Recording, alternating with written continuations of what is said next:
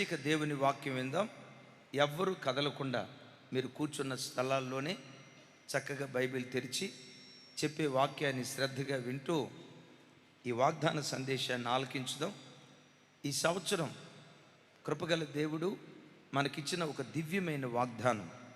యెషయా గ్రంథం 45వ అధ్యాయం 1వ వచనం నుంచి 3వ వచనం వరకు పరిశుద్ధ గ్రంథంలో రాయబడిన మాటలు ఒకసారి అందరం చూద్దాం. యెషయా గ్రంథం 45వ అధ్యాయం మెట్టుకు 1వ వచనం చదువుతాను. నాతో కలిసి. అతని పక్షమున జనములను జయించుటకు నేను అతని కుడి చేతిని పట్టుకొని ఉన్నాను. చూడు, చంటి బిడ్డకు నడక నేర్పటానికి అమ్మ చెయ్యి పట్టుకొని నానా ఇలా నడు అని నడక నేర్పిద్ది కదా. నడక చేతగాని ఆ పసిబిడ్డను తండ్రి చెయ్యి పట్టుకొని నానా ఇలా నడవటం నేర్పుతాడు కదా. ఈ మార్గం గుండా వెళ్ళు, ఈ మార్గం గుండా నాతో పాటు రా. ఓ తల్లి, ఓ తండ్రి తన చంటి బిడ్డ చెయ్యి పట్టుకొని నడిపించినట్లుగా 2026 సంవత్సరం నీవు ఆరాధించే నీ దేవుడు, నీవు నమ్మిన నీ దేవుడు నీ కుడి చేతిని పట్టుకొని 365 రోజులు నిన్ను నడిపించబోతూ ఉన్నాడు. అయ్యా నన్ను నడిపించయ్యా ఆశపడిన బిడ్డలో ఒకసారి కుడి చేయి పైకెత్తి, యేసయ్యా యేసయ్యా నా చెయ్యి పట్టుకొని ఈ సంవత్సరం అంతా నన్ను నడిపించయ్యా. నా సొంత మార్గాలలో నేను నడవకూడదయ్యా, నేను వెళ్ళాలనుకున్న త్రోవలకు వెళ్ళకూడదయ్యా. నీవు నన్ను ఏ త్రోవకు నడిపించాలనుకున్నారో నా చేయి పట్టుకొని మీరు నడిపించుదురుగాక. ఈ స్థలంలో అంటాడు, అతని పక్షమున జనములను జయించుటకు అతని కుడి చేయి నేను పట్టుకున్నాను. దేవుడు మన కుడి చేయి ఎందుకు పట్టుకుంటాను అంటున్నాడు తెలుసా? జయించుటకు. ఆ రాజును జనాలను జయించడానికి పట్టుకున్నాడు, మూయబడిన తలుపులు తెరవటానికి పట్టుకున్నాడు, అంధకార స్థలాలలో దాగి ఉన్న ధననిధులు ఇవ్వటానికి పట్టుకున్నాడు, మెట్టగానున్న ప్రతి మార్గాన్ని సరళం చేయటానికి పట్టుకున్నాడు, రాజుల నడికట్లు విప్పటానికి పట్టుకున్నాడు. ఈ 2026 సంవత్సరం నీ జీవితంలో కూడా నువ్వు అడుగుపెట్టిన ప్రతి స్థలంలో నిన్ను గెలిపించడానికి దేవుడు నీ చెయ్యి పట్టుకోబోతూ ఉన్నాడు. నిన్ను గెలిపించడానికి దేవుడు నీ చెయ్యి పట్టుకోబోతూ ఉన్నాడు. కొంతమంది చెయ్యి పట్టుకొని నడిపిస్తానని చెప్పి గుంటలో పడేస్తారు. ఈ దేవుడు గుంటలో పడేసే దేవుడు కాదు. గోతిలో పడిపోయిన బ్రతుకులను లేవనెత్తి శిఖరాల మీద కూర్చోబెట్టడానికి దేవుడు శక్తి కలిగినటువంటి వాడు. అయిలారా చూడండి, 2025 ఓటమిని అనుభవించిన సంవత్సరంగా ఉందా? ఉద్యోగంలోనో, కుటుంబంలోనో, ఆర్థిక విషయాల్లోనో, ఆరోగ్య విషయాల్లోనో, ఆత్మీయ విషయాల్లోనో ఒకవేళ ఎక్కడో ఓటమిని అనుభవించినట్లుగా మీ మనస్సాక్షి నీ మీద నేరారోపణ చేస్తుందా? నువ్వు గెలవలేదయ్యా, 2025లో ఓడిపోయావు, నువ్వు గెలవలేదమ్మా. ఎన్ని అపజయాలు నీకు రాలేదు, ఎన్ని ఓటములు నువ్వు పొందుకోలేదు, ఎన్ని కన్నీటి అనుభవాలు నీ జీవితంలో లేవు, ఎన్ని దుఃఖకరమైన సంఘటనలు నీ జీవితంలో జరగలేదు, ఎన్నో విషయాల్లో నువ్వు ఓడిపోయావు అని నీ మనస్సాక్షే ఒకవేళ నీ మీద నేరారోపణ చేస్తూ ఉందా? దేవుని ప్రతినిధిగా చెప్తున్నాను, 2025లో ఎక్కడెక్కడ ఓడిపోయావో ఓడిపోయిన చోటే ఈ సంవత్సరం దేవుడు గెలిపించబోతూ ఉన్నాడు. వ్యాపారంలో దేవుడు గెలిపించబోతూ ఉన్నాడు. నీ పిల్లల చదువుల్లో దేవుడు గెలిపించబోతూ ఉన్నాడు. కాంపిటేటివ్ ఎగ్జామ్స్లో దేవుడు గెలిపించబోతూ ఉన్నాడు. మీ చేతి పనుల్లో దేవుడు గెలిపించబోతూ ఉన్నాడు. ఇమాన్యుయల్ మినిస్ట్రీస్ని విజయోత్సవంతో తన మహిమ కొరకు దేవుడు ఊరేగించబోతూ ఉన్నాడు. అడుగుపెట్టిన ప్రతి చోట ఈ 2026 year of victorious life, year of victorious life, year of victorious life, విజయోత్సవంతో ఊరేగించబడిన సంవత్సరంగా ఈ సంవత్సరం మన పరిచర్యకు కానుకగా దేవుడు అనుగ్రహించబోతున్నాడు. అయితే దేవుడు అతని చెయ్యి పట్టుకొని అతని పక్షాన నిలవబడతానంటున్నాడు. నిజమే బిడ్డలారా, మన జీవితంలో ఎవరు మన పక్షాన నిలవబడినా నిలవబడకపోయినా దేవుడొక్కడు నీ పక్షాన నిలవబెడితే, దేవుడొక్కడు నీ పక్షాన నిలవబడితే అడుగుపెట్టిన ప్రతి చోట నువ్వు జయం పొందుతూ వెళ్తావు.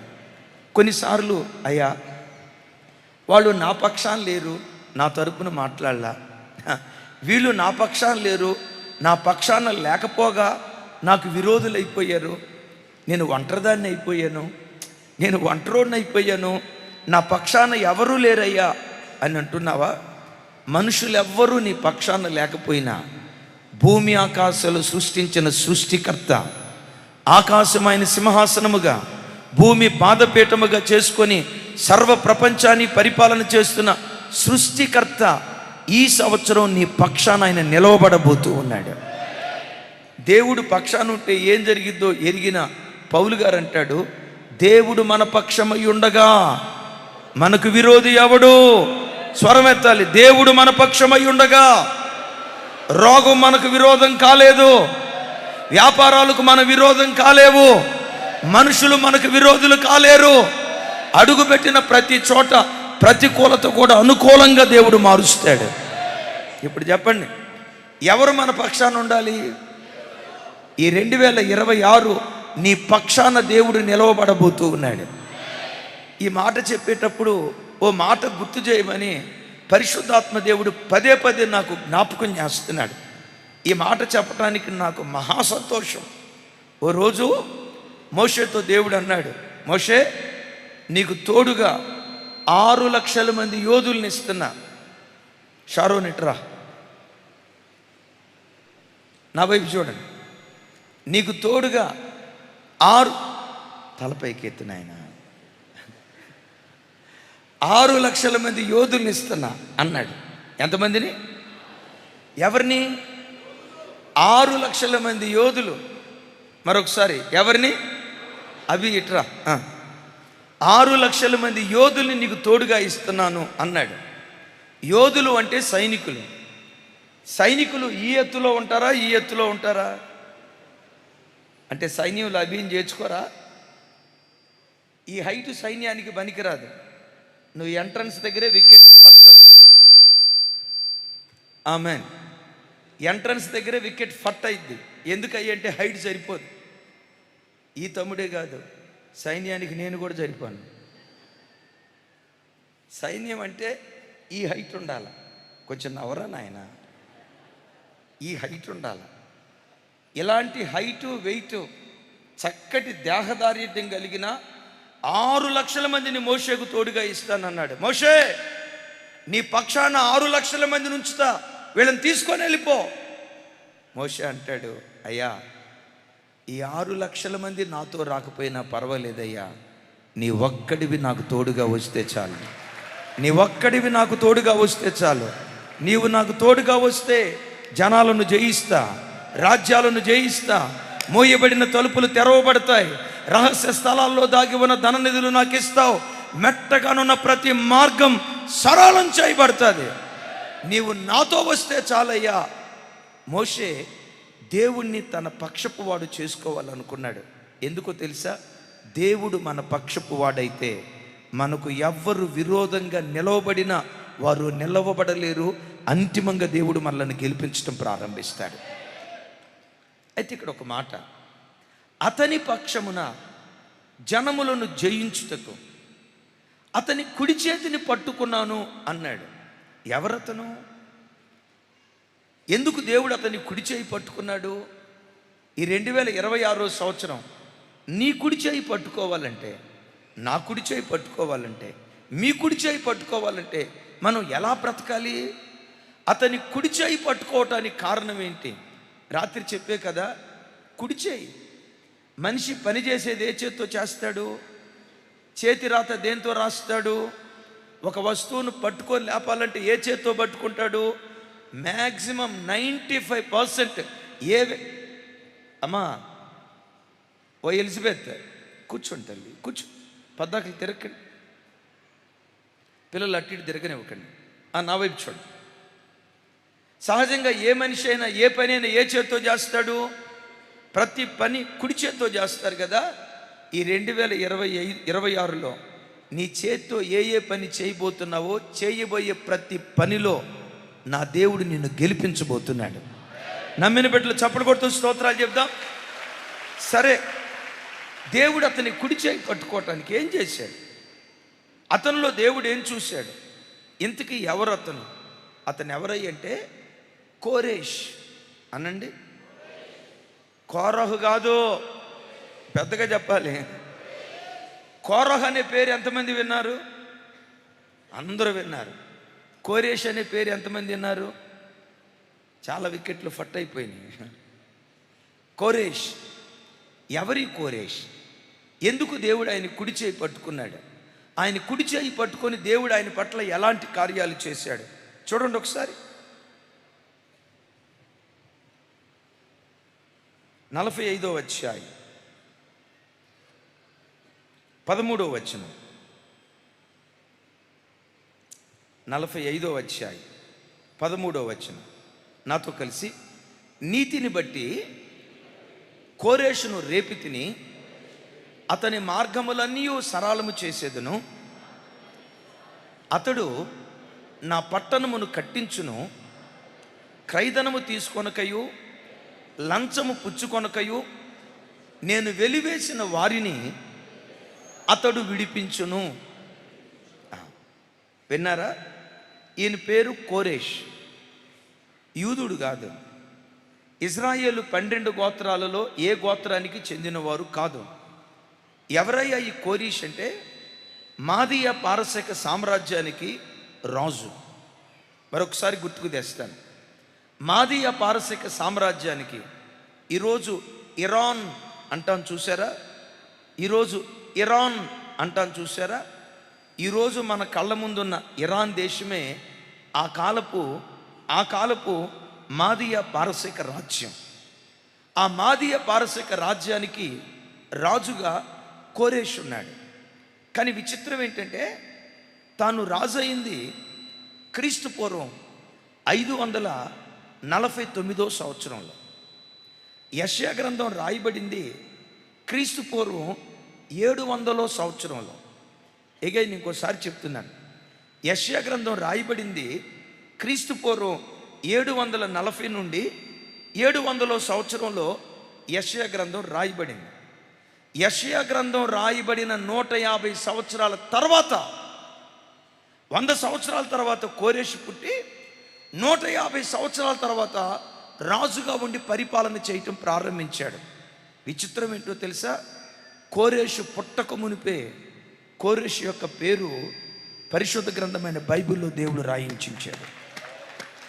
చప్పలు కొడుతూ కోరేషు పుట్టక మునిపే మాదీయ పారసీక రాజ్యం ప్రపంచ దేశాలను పరిపాలన చేయబోతుందని, ఆ రాజ్యంలో కోరేషు రాజుగా ఉంటాడని, భవిష్యత్తులో కోరేషు కార్యాలు చేయబోతున్నాడని భవిష్యత్ జ్ఞాని అయిన దేవుడు, భూత భవిష్యత్తు వర్తమాన కాలాలలో ఉండే దేవుడు, ముందుగానే సమస్తము ఎరిగిన దేవుడు కోరేషు పేరు చెప్పాడు. కోరేషు చేయబోయే కార్యాలను గూర్చి చెప్పాడు. యేసయ్యకు మహిమ కలుగును గాక. కొంచెం గట్టిగా చెప్దాం, యేసయ్యకు మహిమ కలుగును గాక. తెలుగులో కోరేష్ అంటాం, తెలుగులో కోరేష్ అంటాం. అదే ఇంగ్లీష్లో సైరస్, CYRUS, సైరస్, కోరేష్, సైరస్ అంటాం. మరొకసారి చెప్తున్నాను, కోరేషు పుట్టక మునిపే కోరేషు ఏం చేయాలో పరిశుద్ధ గ్రంథంలో రాయించాడు. యేసుక్రీస్తు వారు పుట్టక మునిపే యేసుక్రీస్తు వారు ఏం చేయబోతున్నారో పరిశుద్ధ గ్రంథంలో దేవుడు రాయించాడు. ఒక కోరేషే కాదు, ఒక యేసుక్రీస్తు వారు మాత్రమే కాదు, నువ్వు పుట్టక మునిపే నీవేం చేయాలో నువ్వు చేయవలసిన దాన్ని పరిశుద్ధ గ్రంథంలో దేవుడు రాయించాడు. నేనంట, ఈ కోరేష్ కారణ జన్ముడు. మన ఆరాధ్య దైవం ప్రభు అయిన యేసుక్రీస్తు వారు కారణ జన్ములు. వారిద్దరూ మాత్రమే కాదు, ఈరోజు వాక్యం వింటున్న చెల్లి, ఈరోజు వాక్యం వింటున్న తల్లి, ఈరోజు వాక్యం వింటున్న తమ్ముడా, ఈరోజు వాక్యం వింటున్న అన్నయ్యలారా, మనం ఒక్కొక్కరం ఎవరిమో తెలుసా? కారణ జన్ములం. ఓ ప్రత్యేకమైన పని నిమిత్తం దేవుడే తన చిత్తానుసారంగా తన ఉద్దేశ ప్రకారం మనలను ఈ లోకానికి పంపించాడు. గట్టిగా చెప్తాం ఆమేన్. సైరస్ అని అన్నాం కదా, సి స్టాండ్స్ ఫర్ కమిషన్. సైరస్ని ఒక గ్రేట్ కమిషన్ నిమిత్తం దేవుడు లోకములోకి కోరేషును పంపించాడు. ఎందుకు కోరేషును పంపించాడయ్యా? టకా చెప్తాను. నంబర్ 1, సొలొమోను కాలంలో కట్టబడిన మందిరం నెబుకద్నెజరు కాలంలో పాడైపోయిన మందిరాన్ని కోరేషు ద్వారా దేవుడు కట్టించాలని, నెబుకద్నెజరు కాలంలో బానిసలుగా చెరగొనిపోయిన ఇశ్రాయేలీలను కోరేషు కాలంలో విడుదల జరిగించాలని, మందిరాలు కట్టాలని, బానిసలను స్వతంత్రులుగా మార్చాలని ఓ ప్రత్యేకమైన ఉద్దేశం నిమిత్తం అతడు పుట్టక మునిపే అతన్ని గూర్చి దేవుడు సంకల్పించాడు. యేసయ్యకు మహిమ కలుగునుగాక. ఈ చిత్రం ఏంటో తెలుసా? యెషయా గ్రంథంలో కోరేషును గూర్చి రాయబడినట్లు ఇదే యెషయా గ్రంథంలో మన ఆరాధ్య దైవం ప్రభు అయిన యేసుక్రీస్తు వారి గూర్చి రాయబడింది. ఏంటో తెలుసా? కన్యక గర్భవతి అయి కుమారుని కంటుంది, అతనికి ఇమ్మానుయేల్ అనే పేరు పెడతారు. ఆ ఇమ్మానుయేల్ తన ప్రజలను వారి పాపము నుండి విమోచిస్తాడు. కోరేష్ పడగొట్టిన మందిరాన్ని, శరీర సంబంధమైన మందిరాన్ని కట్టారు. పరమ కోరేషుగా పిలువబడుతున్న మన ఆరాధ్య దైవం ప్రభు అయిన యేసుక్రీస్తు వారు మన హృదయాలని దేవుని మందిరాలుగా కడుతూ ఉన్నాడు. కోరేషు ఒక మందిరాన్ని కట్టారు.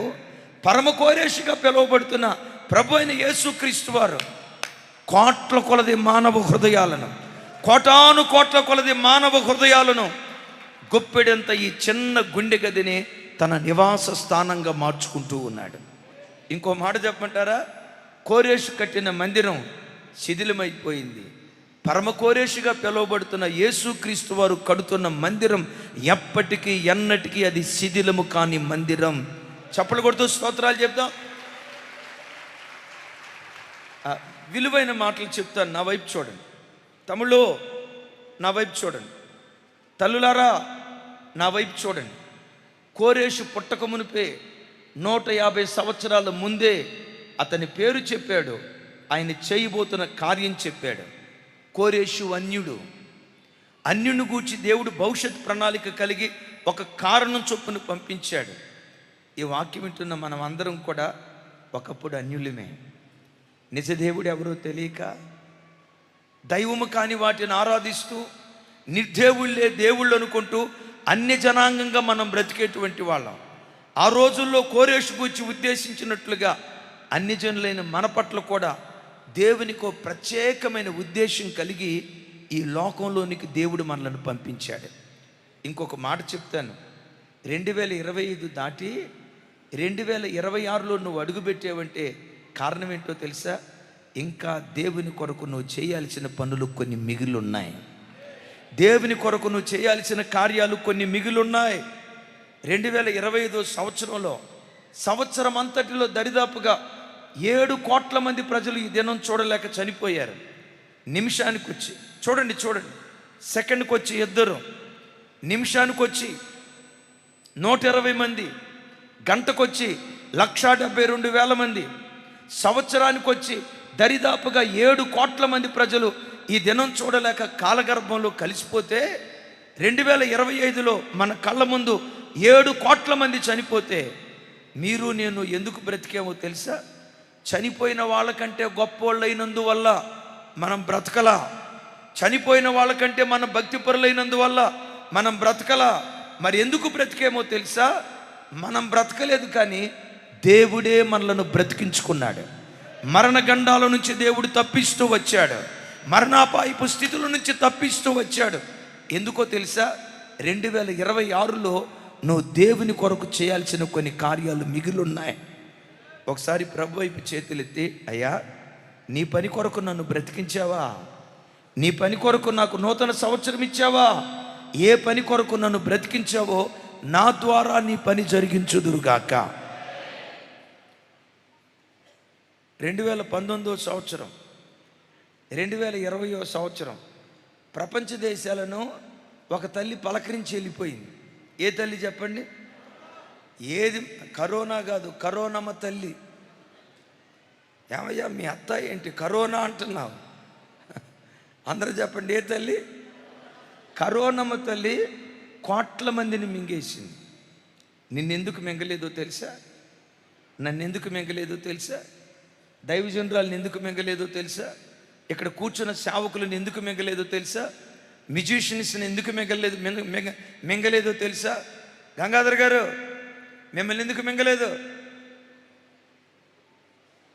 మీ పేరు గంగయ్య. గంగయ్య అయినందువల్ల మింగలేదు అనుకున్నారా? కాదు. మిమ్మల్ని ఎందుకు మింగలేదు? చనిపోయిన వారికంటే గొప్పవాళ్ళమని కాదు, కానీ నన్ను ఎందుకు మింగలేదు తెలుసా? మీలాంటి భక్తి కలిగిన ప్రజలకు, కోట్ల మందికి దేవుని వాక్యం ప్రకటించాలని తన పని కొరకు నన్ను బ్రతికించుకున్నాడు. మిమ్మల్ని కూడా సుధాకర్ తన పని కొరకు దేవుడు మిమ్మల్ని బ్రతికించుకున్నాడు. ఎబేస్ తన పని కొరకు దేవుడు మిమ్మల్ని బ్రతికించుకున్నాడు. మన ఒక్కొక్కరిని తన పని కొరకు దేవుడు బ్రతికించుకున్నాడు. కోవిడ్ దినాల్లో కరోనా వచ్చిన వాళ్ళకి ఎంతమందికి ప్రార్థన చేసామో లెక్కలేదు. కొంతమందిని మామూలు జ్వరమే అని మా కారులో తీసుకొని వెళ్ళాం. ఒకరోజు ఆదివారపు ఆరాధన అయిపోయింది. మన చర్చిలో సాంబి అన్న ఒక అన్న ఉన్నాడు, కార్పెంట్ వర్క్ చేస్తాడు. ఆరాధన అయిపోయిన తర్వాత అంత దూరం నిలబడి ఏడుస్తున్నాడు. సాంబి అన్న ఏమైంది అన్న. దూరం నుండి కరోనా వచ్చిందంటన్నా, ఆర్ఎంపీ డాక్టర్ గారు చెప్పాడు కరోనా వచ్చిందంటన్నా అన్నాడు. ఇప్పుడు సేవకులుగా అమ్మో ఆయన కరోనా వచ్చిందంట అని దూరంగా పారిపోవాలా? ఆ వ్యక్తిని ఆదరించాలా? మేమేం ఆదరించాలి, మీరేం దూరంగా పారిపోవాలి? ఎంత పాపాత్మలో చూడండి. చూడండి, దూరంగా పారిపోవాలా, చారదీయాలా? ఇప్పుడు ఏం చెప్పాలో మీకు అర్థం కావట్లా. మీరు దూరంగా పారిపోతారేమో. మాది పారిపోయే బ్యాచ్ కాదు కదా. దుఃఖంలో ఉన్న బిడ్డల్ని ఆదరించాలి. ఆయన కోవిడ్ వచ్చింది, జ్వరంతో ఉన్నాడు అంటున్నాడు, దుఃఖంతో ఏడుస్తున్నాడు. నేను ఆయన దగ్గరికి తీసుకొని, ఆర్ఎంపీ డాక్టర్ కదా అన్న చెప్పిందే, పెద్ద డాక్టర్ దగ్గరికి వెళ్తే లేదని చెప్తాడులే, నువ్వేం టెన్షన్ పడద్దు, నువ్వేం అధైర్యపడద్దు అని ఏడుస్తున్న ఆయన దగ్గరికి తీసుకొని కళ్ళ నీళ్ళు తుడిశానమ్మా. ఏనండి, కళ్ళ నీళ్ళు తుడిశా. ఆయనకు నా మీద ప్రేమ ఎక్కువైపోయి భుజం మీద వాలిపోయి ఏడిచాడు. ఆయన నా భుజం మీద పెట్టుకొని ఏడవకన్నా, ప్రభు బిడ్డల మనం, క్రీస్తు యేసునందున్న వారికి ఏ శిక్షా విధి లేదు అని ధైర్యపరచడానికి అన్నా. లోకులందరూ వెళ్ళే మార్గంలో మనం కూడా కొన్నిసార్లు వెళ్ళాల్సి వస్తుంది. ఆ సంగతి నాకు తెలుసు. ఎంతోమంది భక్తి కలిగిన వాళ్ళు కూడా కరోనాలో చనిపోయారు. పాపం వల్ల కాదు, భూమి మీద దేవుడు వారికి ఇచ్చిన పని సంపూర్ణం చేసుకున్నారు. వారి కాలం సంపూర్ణమైపోయింది. తమ ఇంటికి వారు బయలుదేరి వెళ్ళిపోయారు. హల్లెలూయా. మనం బ్రతికున్నామంటే కారణం ఆయన పని మనం చేయాల్సింది ఇంకా మిగులుంది కనుక ఆయన మనల్ని బ్రతికించుకున్నాడు. ఆ సంగతి ఎరిగి లోకులు వెళ్ళే మార్గంలో మనం వెళ్ళాలి, తప్పదు.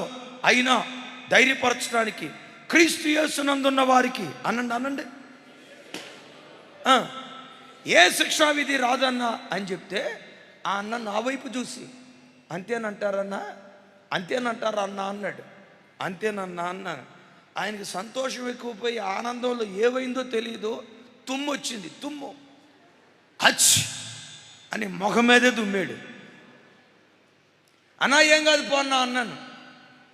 మొత్తానికి షాపూర్లో పెద్ద హాస్పిటల్కి వెళ్ళాడు. రిపోర్ట్ వచ్చిందట, కరోనా అని నిర్ధారణ అయిందట. అది కూడా తీవ్రమైన స్టేజ్లో ఉందట. నాకు ఫోన్ చేశాడు సాయంత్రం 5ంటికి. ఫోన్ లిఫ్ట్ చేసి అని ఏడుస్తున్నాడు. అన్నా సాంబయ్య అన్న ఏమైందన్నా? అన్నా నేనేమైపోతానో అది కాదన్నా నా బాధ. పెద్దగా చెప్పాలా? నేనేమైపోతానో నాకు బాధ లేదన్నా, మీరేమైపోతారో నాకు తెలుసుకుంటే బాధ అయిపోతుందన్నా అన్నాడు. నేనేమైపోతాను స్వామి అన్నా అన్నాను. నాకు కరోనా వచ్చిందంటన్నా, అది పీక్ స్టేజ్లో ఉందంటన్నా, లంగ్స్లో బాగా ఏమంటారు కఫం బాగా చేరిపోయిందంటన్నా, లంగ్స్ 70% డ్యామేజ్ అయిపోయినాయి అంటన్నా. నేను మీ మీద పడ్డానన్నా, మీరు నా కన్నీళ్ళు చూశారన్నా, మీ ముందు అని తుమ్మేనన్నా. నా బాధ, నేను ఒక ఇంటికి పరిమితమైన వాడిని, మీరు లక్షల కొలది ప్రజలకు పరిమితమైన వాళ్ళు అన్నా. నాకేమైపోయినా పర్వాలేదన్నా, మీకేమీ కాకూడదన్నా అన్నాడు. మరలా అంటాడు, నేనేమైపోతానో నాకు బాధ లేదన్నా. ముగింపులో అన్నాడు, మీరేమైపోతారో నా బాధ అదేనన్నా అన్నాడు. ఆ మాట అన్నప్పుడు ఒకవైపు సైతాన్ గాడు అన్నాడు, పరదేశులమో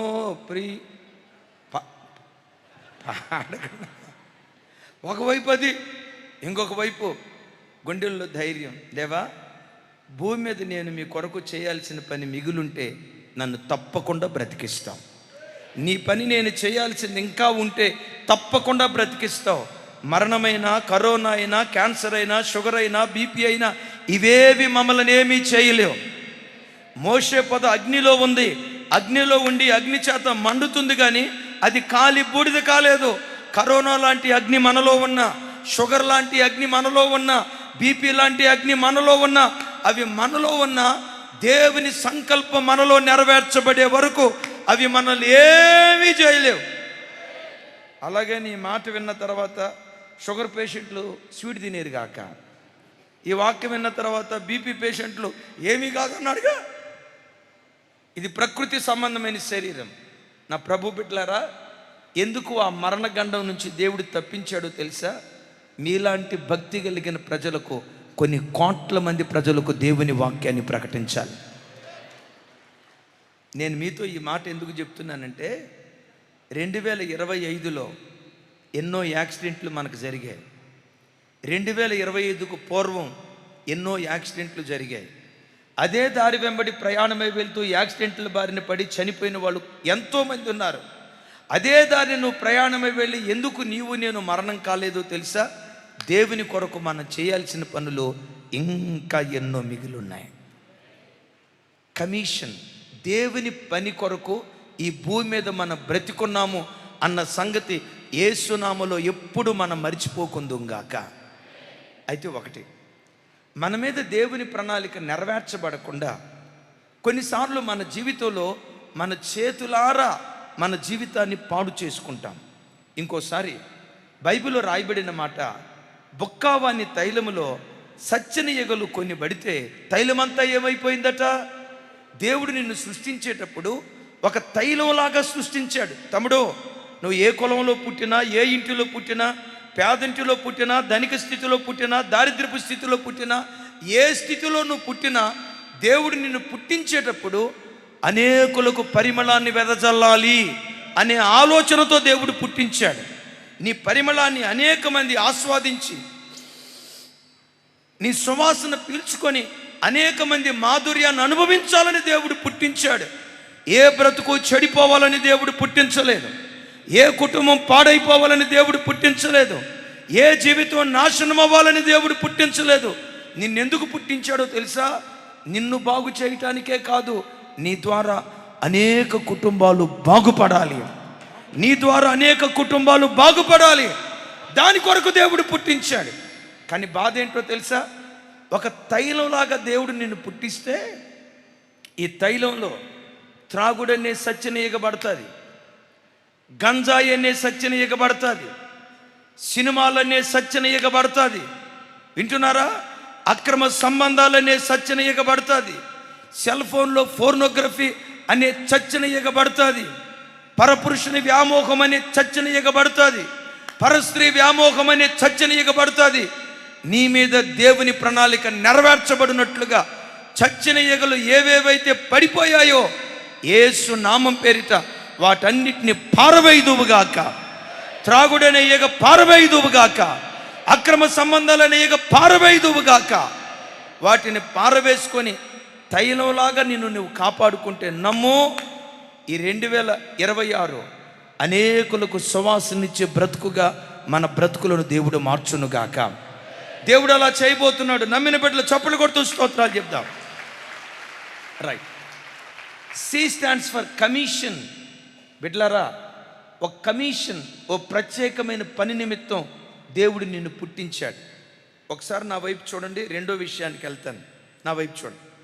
నిన్ను నువ్వు చూసుకున్నప్పుడల్లా, అద్దంలో నిలవబడినప్పుడల్లా, నీ ప్రతిబింబాన్ని చూసుకున్నప్పుడల్లా, నీ ప్రతిబింబాన్ని చూసి అనుకో, బోయాజ్ నువ్వు కారణజన్ముడురా. దేవుడు ఒక కారణం చొప్పున నిన్ను పుట్టించాడు. రమేష్ నువ్వు ఒక కారణజన్ముడు. పురుషోత్తం నువ్వు ఒక కారణజన్ముడు.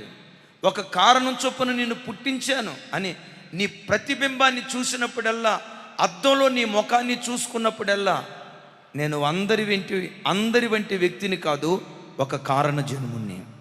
అందరి వంటి వ్యక్తిని కాదు, ఒక కారణ జన్మురాలని నిన్ను నువ్వు చూసుకొని జీవితాన్ని జాగ్రత్తగా కాపాడుకుందువుగాక.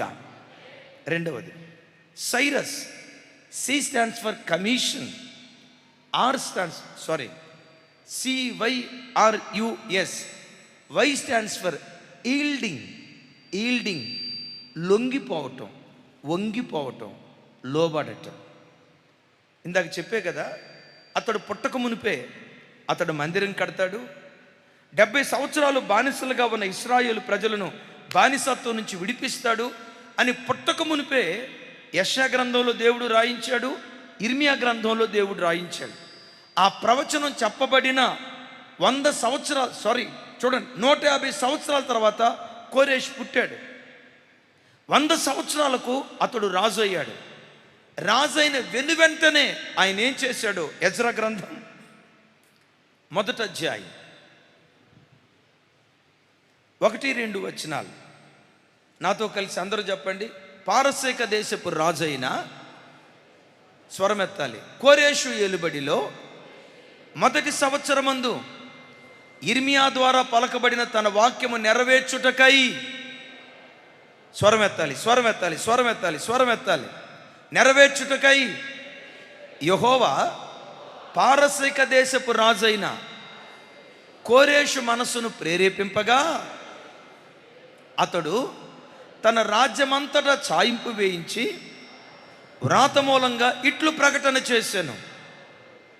పారసీక దేశపు రాజైన కోరేషు ఆజ్ఞాపించినదేమనగా,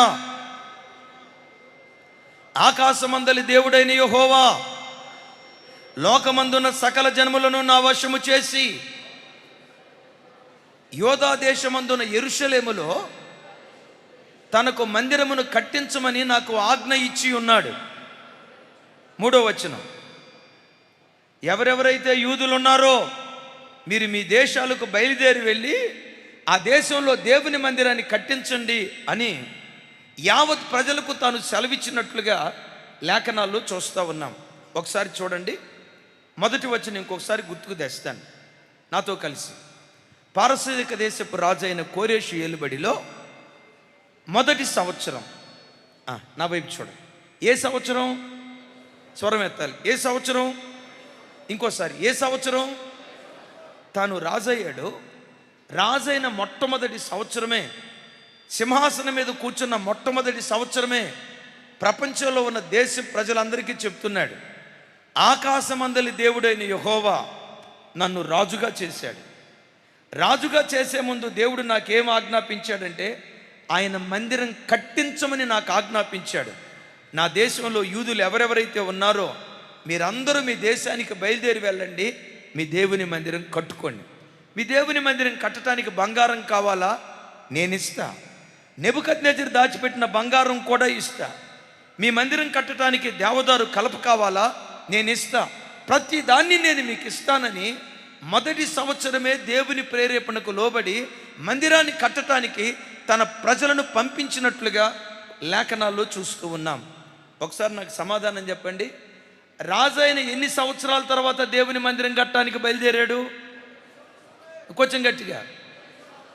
ఎందుకు బయలుదేరాడు? యెహోవా అతని మనస్సును ప్రేరేపించాడు. నా ప్రభు బిడ్డలారా, అన్యుడే దేవుని ప్రేరేపణకు లోబడ్డాడు. అన్యుడే దేవుడు హృదయాన్ని ప్రేరేపించినప్పుడు ఆ ప్రేరేపణకు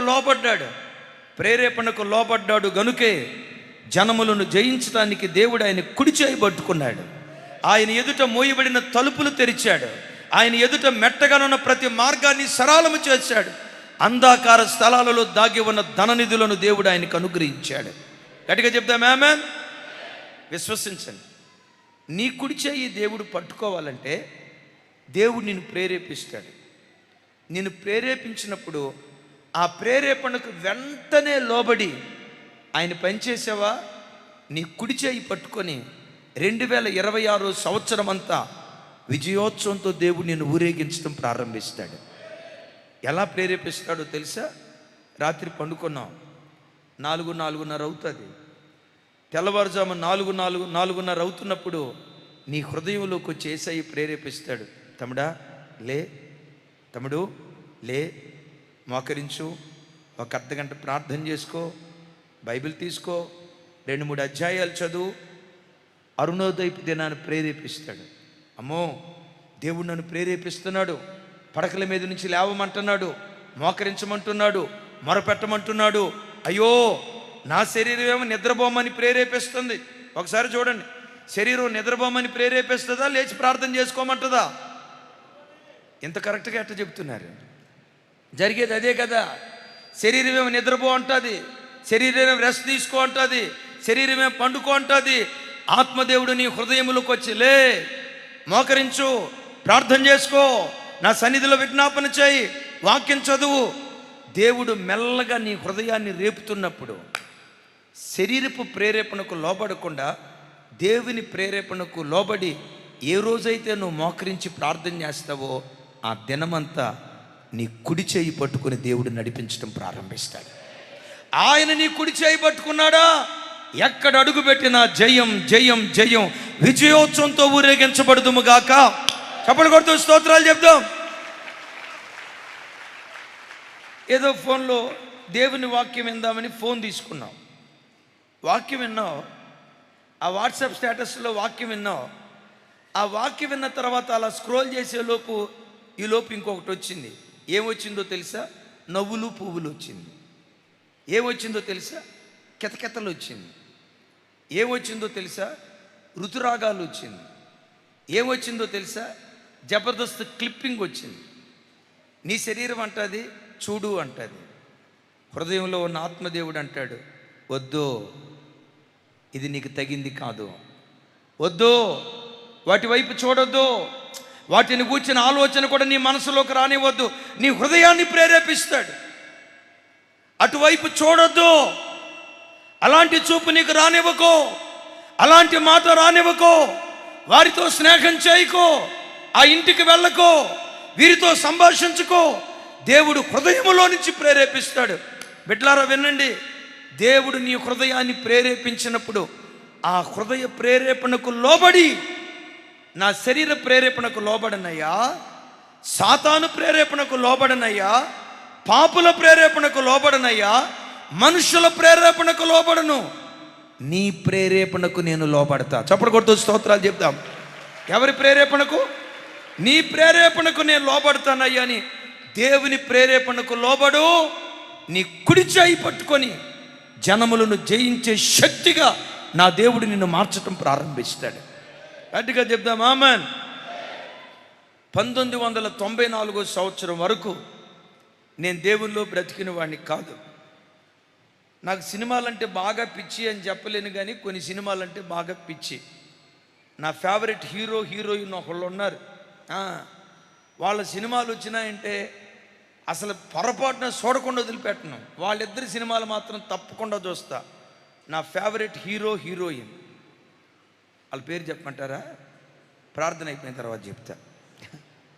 ప్రార్థన అయిపోయిన తర్వాత కలవని చెప్తా. అంత పెద్ద పిచ్చి సినిమాలు అలవాటు ఏమి లేదు. అలాగని పూర్తిగా నీతిమంతుడని కాదు, భక్తిహీనుడని కాదు, ఇటు అటు ఊగిసలాడే బ్రతుకు. 19వ ఏట నా ప్రభు నన్ను దర్శించి నా హృదయాన్ని ప్రేరేపించడం ప్రారంభించాడు. మంచి యవన వయసులో ఉన్నావు, సినిమాలు వదిలిపెడతావా? స్నేహాలు వదిలిపెడతావా? డబుల్ మీనింగ్ డైలాగులు వదిలిపెడతావా? కంటితో మోహపు చూపును వదిలిపెడతావా? నీ యవ్వన జీవితాన్ని నాకు సమర్పిస్తావా? 19వ ఏట దేవుడు నా హృదయాన్ని ప్రేరేపించడం ప్రారంభించాడు. మీ ఎదుట నిలవబడిన నేను నా 19వ ఏట దేవుని ప్రేరేపణకు లోబడటానికి దేవుడు కృప చూపించాడు. దేవుని ప్రేరేపణకు లోబడి 2 సంవత్సరాలు నమ్మకంగా మందిరానికి వెళ్ళాను. 21వ ఏట హైదరాబాదులో ఇంజనీరింగ్ చదువుతున్న, సెకండ్ ఇయర్ చదువుతున్న దినాల్లో, హైదరాబాదులో చదువుకుంటున్న దినాల్లో పరిశుద్ధాత్మ దేవుడు నన్ను ప్రేరేపించాడు. బాప్తిస్మం తీసుకుంటావా? నా కొరకు బ్రతుకుతావా? బాప్తిస్మం తీసుకుని నా మార్గంలో సాగుతావా? 21వ ఏట ప్రభు పురికొల్పాడు. నేను హైదరాబాదులో ఉన్నప్పుడు, ఇప్పటికీ హైదరాబాదులో ఉన్నాం అనుకోండి, హైదరాబాదులో ఎక్కడుండేవాడినో తెలుసా? నేను వచ్చిన తొలిడి దినాల్లో హైదరాబాదులో సినిమా హాళ్ళు ఎక్కువగా ఎక్కడుంటాయో అక్కడున్నా. ఎక్కడున్నా చెప్పండి? హైదరాబాద్ అంతటిలో సినిమా హాళ్ళు ఎక్కువగా ఎక్కడుంటాయో అక్కడున్నా. మిమ్మల్ని అడుగుతా, హైదరాబాద్లో సినిమా హాళ్ళు ఎక్కువగా ఎక్కడుంటాయో చెప్పండి. RTC cross road. మీకెక్కడ తెలిసిందమ్మా? ఇంతకుముందు పెళ్ళిన బ్యాచా ఏంటి? అవును, సినిమా హాల్ ఆర్టీసీ క్రాస్ రోడ్లో ఎక్కువగా ఉండేవి. అక్కడ ఉండేవాడిని. సినిమా ప్రపంచం. చిన్న వయసులో మంచి ఉద్యోగం దేవుడిచ్చాడు, చదువుకుంటా ఉన్నా. ఇలాంటి పరిస్థితుల్లో సైతానుగాడు లోపట, బాప్తిస్మం తీసుకో, ఓ 30 సంవత్సరాల వయసు వచ్చిన తర్వాత బాప్తిస్మం తీసుకో, ఇప్పుడే తీసుకుంటే లోకంలో సంతోషాలు అనుభవించలేవుగా. యవన వయసు ఐస్ క్రీమ్ లాంటిదంట, అనుభవించకపోతే ఆటోమేటిక్గా కరిగిపోద్దంట. ఎంత చక్కగా నవ్వుతున్నాడు చూడు మా వాడు. ఐస్ క్రీమా? ఆ తర్వాత చాక్లెట్ అయిపోద్దిరా తమ్ముడా. Thank you. సైతానుగాడు వచ్చి అంటాడు, యవన వయసు ఐస్ క్రీమ్ లాంటిది, ఈ వయసు నువ్వు అనుభవించాలి అని అన్నట్లు. కానీ హృదయంలో నుంచి దేవుడు ప్రేరేపిస్తాడు. నిండు యవన వయసులో నా కొరకు బ్రతుకుతావా? బాప్తిస్మం తీసుకుంటావా? నా మార్గంలో నడుస్తావా? దేవుని ప్రేరేపణకు లోబడి 21వ సంవత్సరం నేను బాప్తిస్మం తీసుకోవటానికి ప్రభు కృప చూపించాడు. ఆమేన్. చెప్దాం ఆమేన్. ఏ వయసులో దైవజనమా, మీ ఎదుట నిలవబడిన నేను యవ్వన కోరికలు రగిలే వయస్సులో, యవ్వన ఆశా ఇచ్చలు తీర్చుకోవలసిన వయస్సులో, పాపపు లోకాన్ని జుర్రుకోవలసిన వయస్సులో, యవ్వన ఆశా ఇచ్చలో మునిగి తేలాల్సిన నిండు యవ్వన వయసులో 21వ ఏట బాప్తిస్మం తీసుకున్నాం. ఎందుకో చెప్పమంటారా? మా తండ్రి పదే చెప్తూ ఉండేవాడు, బలిపీఠ మీద అర్పించబడే బలి పశువు అది యవ్వన బలి పశువు అయి ఉండాలి. వృద్ధాప్యంలో ఉన్న బలి పశువు కాదు, బలం ఉడికిపోయిన బలి పశువు కాదు, లోకంలో చేయాల్సిన కార్యక్రమాలన్నీ చేసి వృద్ధాప్యంలో అర్పించబడాల్సిన బలి పశువు కాదు, యవ్వన బలి పశువు దేవునికి కావాలి. ఏ బలి పశువు? యవ్వన బిడ్డలారా, మీ అన్నగా ఉన్న నన్ను చూడండి. యవ్వన బలి పశువు నువ్వు దేవునికి కావాలి. ఓ యవ్వన బలి పశువా, నువ్వు దేవునికి కావాలి. 15 సంవత్సరాల యవ్వన బిడ్డలారా, 20 సంవత్సరాల యవ్వన బిడ్డలారా, 25 సంవత్సరాల యవ్వన బిడ్డలారా, మీ యవ్వన జీవితం క్రీస్తు బలిపీఠం మీద పెడితే యవ్వన కాలమందు పుట్టిన కుమారులు బలవంతుని చేతిలో బాణాల్లాగా దేవుడు వాడుకోవటం ప్రారంభిస్తాడు. నాకు 25వ సంవత్సరం వచ్చేసరికి దేవుని కృప నేను స్థిరపడ్డా. అదిగో బెలూన్ కూడా సాక్ష్యం చెప్పింది ఆమెనని. కమలా విను, బెలూన్ కూడా సాక్ష్యం చెప్పింది. నాతో పాటు కలిసి బ్రతికిన వాళ్ళు ఇక్కడ ఉన్నారు, లైవ్ చూసేవాళ్ళు అనేక మంది ఉన్నారు. 25వ సంవత్సరానికి వచ్చేసరికి అన్ని కోణాల్లో దేవుడు నన్ను స్థిరపరిచాడు. మల్టీనేషనల్ కంపెనీలో టూల్ రూమ్ డిపార్ట్మెంట్లో ఇంజనీర్గా, సిఎన్సి డిపార్ట్మెంట్లో పనిచేసేవాడిని. అప్పుడే కొత్తగా సిఎన్సి వచ్చింది.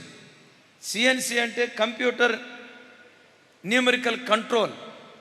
ఆ సిఎన్సి ప్రోగ్రామ్స్, సిఎన్సి మిషన్స్ దగ్గర ప్రోగ్రామింగ్ చేసేవాడిని. దేవుని కృప. చిన్న వయసులో దేవుడు తన అపారమైన కృపను బట్టి దేవుడు నన్ను ఆశీర్వదించాడు. 25వ సంవత్సరం వచ్చేసరికి మా తమ్ముళ్ళని తీసుకొచ్చి, ఒక తమ్ముడిని నా కష్టార్జితంతో నేను చదివించాను ఇంటర్మీడియట్. 25వ సంవత్సరానికి ఒకసారికి దేవుడు దీవించాడు. కానీ విచిత్రం ఏంటో చెప్పమంటారా? 25వ సంవత్సరంలో ప్రభు నన్ను ప్రేరేపించాడు. ఈ ఉద్యోగం వదిలిపెట్టి, ఈ కుటుంబాలు వదిలిపెట్టి, ఈ అన్నదమ్ముళ్ళు వదిలిపెట్టి, ఈ అక్క చెల్లెలను వదిలిపెట్టి, ఈ తోబుట్టువులను వదిలిపెట్టి నా సేవకు వస్తావా? నా నిబంధన మందసాన్ని మోసే యాజకుడిగా ఉంటావా? ఇంతకాలం కుటుంబ భారాన్ని భుజాల మీద మోసావు, కుటుంబపు మందసాన్ని మోసావు. నా సంఘమనే మందసాన్ని మోసే యాజకుడిగా నా సేవ చేయటానికి వస్తావా? 25వ ఏట ప్రభు నన్ను ప్రేరేపిస్తూ ఉన్నాడు. నా మనసులోనేమో ఇంకొక 5 సంవత్సరాల తర్వాత, ఓ 30 సంవత్సరాలు, అంటే ఒక 5 సంవత్సరాల దాకా లోకంలో సంతోషంగా బ్రతికి ఆ తర్వాత సేవకి వెళ్దాంలే అని పదే పదే దేవుడు పురికొల్పుతున్నాడు. లేదు, నిండు యవ్వన వయసులోనూ నా సేవకు రావాలి, 25వ ఏట నా పనికి నువ్వు రావాలి అని ప్రభు పదే పదే పురికొల్పుతున్నాడు. మీ ఎదుట నిలవబడిన నేను నిండు యవ్వన వయసులో 25వ సంవత్సరంలో దేవుని నిబంధన మందసాన్ని మోయటానికి దేవుని సేవలో అడుగుపెట్టాను. ఆమేన్. నేనంట దేవుని ప్రేరేపణకు లోబడకుండా నేను ఉద్యోగం చేసుకుంటే ఒక కుటుంబానికే నేను దీవెన కారణంగా ఉండేవాడిని. దేవుని ప్రేరేపణకు లోబడటాన్ని బట్టి లక్షల కొలది కుటుంబాలకు దేవుడు దీవెన కారణంగా మార్చాడు. దేవుని ప్రేరేపణకే కనుక నేను లోబడకుండా, నా సినిమాలు నాకు కావాలి, నా యవ్వన ఆశయిచ్చలు నాకు కావాలి, నా కోరికలు నాకు కావాలి, నేను లోకాన్ని జురుకుంటూ బ్రతకాలని ఒకవేళ ఉద్యోగస్తుడిగా లోకంలో నేను బ్రతికితే ఒక కుటుంబానికి పరిమితం అయ్యేవాడిని.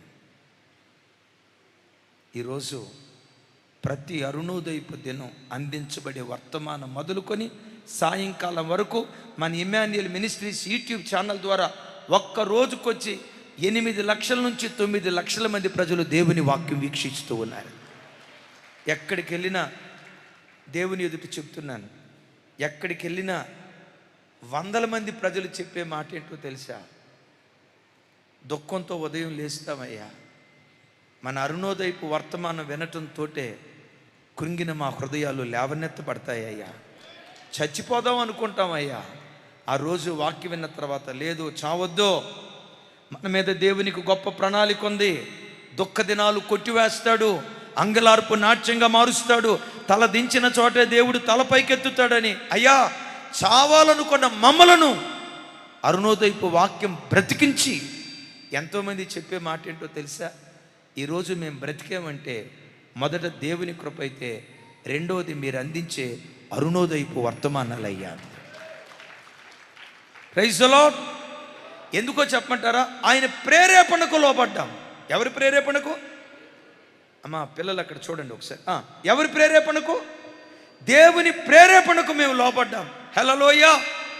ఈ కోరేషును దేవుడు ప్రేరేపిస్తే ఆ ప్రేరేపణకు లోబడి దేవుని మందిరం కట్టడం ప్రారంభించాడు.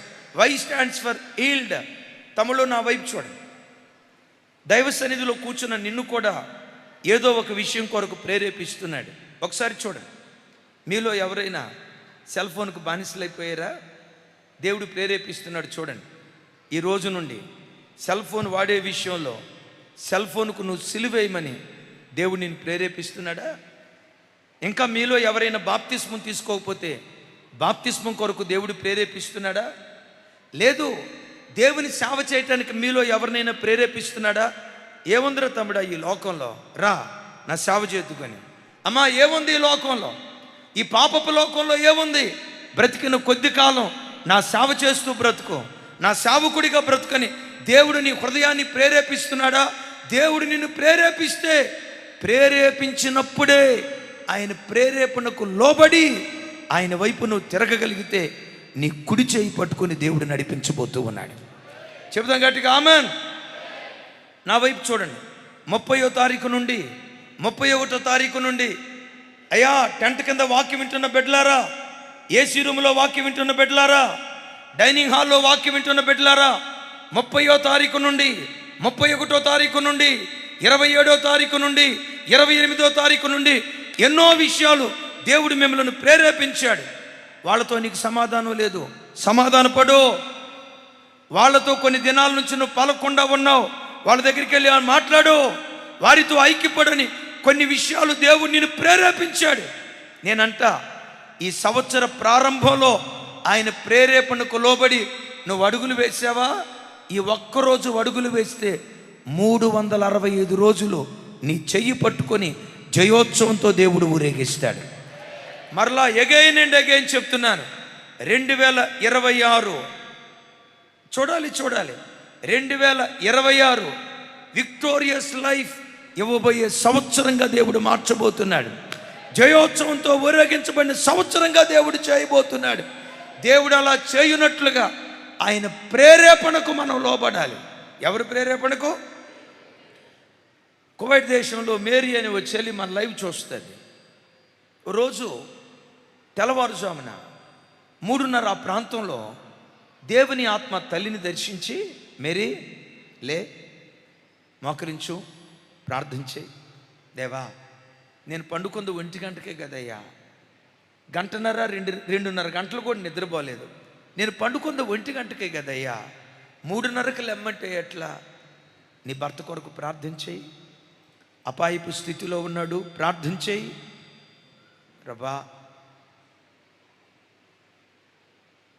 భర్తకు అపాయం అంటంతో గుండెల్లో భయం బయజరి, ప్రభా ఏ అపాయం నాయనా, ఒక అపాయంలో చిక్కుకున్నాడు, లేచి ప్రార్థించేయి. శరీరం అంటదట, ఇలాంటి ఆలాపనలు ఎన్నో వస్తాయి, ఇలాంటి ఆలోచనలు ఎన్నో వస్తాయి. భర్తకేదో జరగబోతుందని అంత మాత్రాన ఇది నమ్మి నేను లేవటం ఎందుకు, కాసేపు పండుకో అని శరీరం అంటదట. దేవుడు హృదయాన్ని పదే పదే ప్రేరేపిస్తున్నాడు. ఇండియాలో ఉన్న నీ భర్త అపాయంలో ఉన్నాడు, లే మోకరించు, లే మోకరించు, లే మోకరించు అని. పరకల మీద నుంచి తుల్లిపడి లేచింది. వాళ్ళకు ఫోన్ చేద్దాం అనుకుంది, కంగారు పడతారేమోనని మోకరించి ప్రార్థన చేస్తా ఉంది. అర్ధగంట చాలదు, ఇంకా ప్రార్థన చేయి. 30 గంట చాలదు, ఇంకా ప్రార్థన చేయి. గంట సేపు భర్త కొరకు ఏడుస్తూ ప్రార్థించిందట.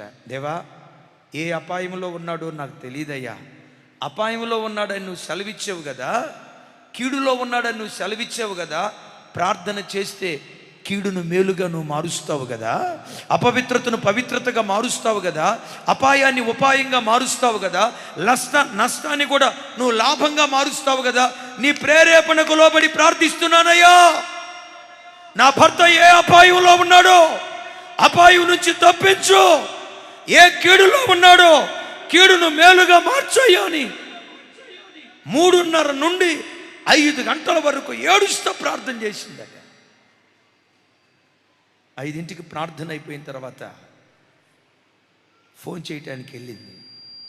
ఫోన్ తీసుకుంది, గడగడ వణుకుతూ భర్త నంబర్కు ఫోన్ చేసింది.